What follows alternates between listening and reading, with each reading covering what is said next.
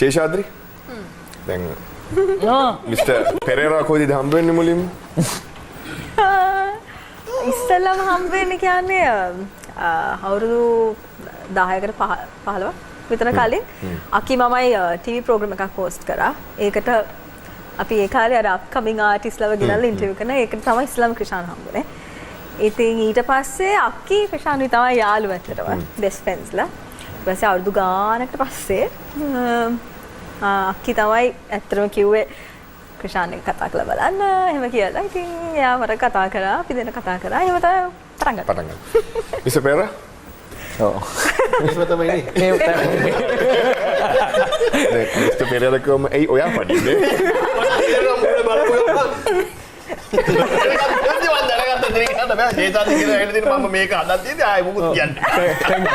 ක්‍රිෂාන් දැන් ඔයා දැන් සාමාන්‍යයෙන් ඔයා ඇවිල්ලා ස්ටේජ් එක හැමලෙම ස්ටේජ් එකේ ඉන්න කෙනෙක්. ඔයාට මේ ශේෂාද්‍රිව දැක්ක දවස මතකද ඒ කියන්නේ? ඔයාට මොන හරි විශේෂයක් තිබ්බද ශේෂාද්‍රිවේ ඔඩියන් කෙනෙක් කොහරි ඉවෙන්ට් එකක එහෙම දකිද්දිව දැකලා බලලා තියනවද? නිකන් එකපාරට වයිබ් එකක් ආවද? එකපාරට වයිබ්‍රේට් වෙලා.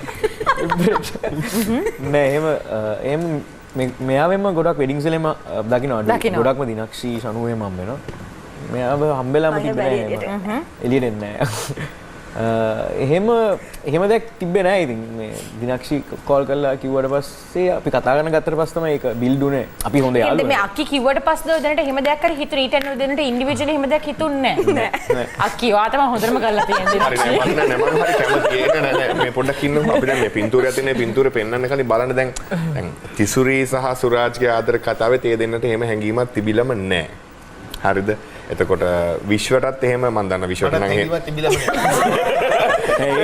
මෙතන ප්‍රශ්නයක් තියෙනවා. දවස් 4කට පස්සේ ලොකු ගැප් එකක්.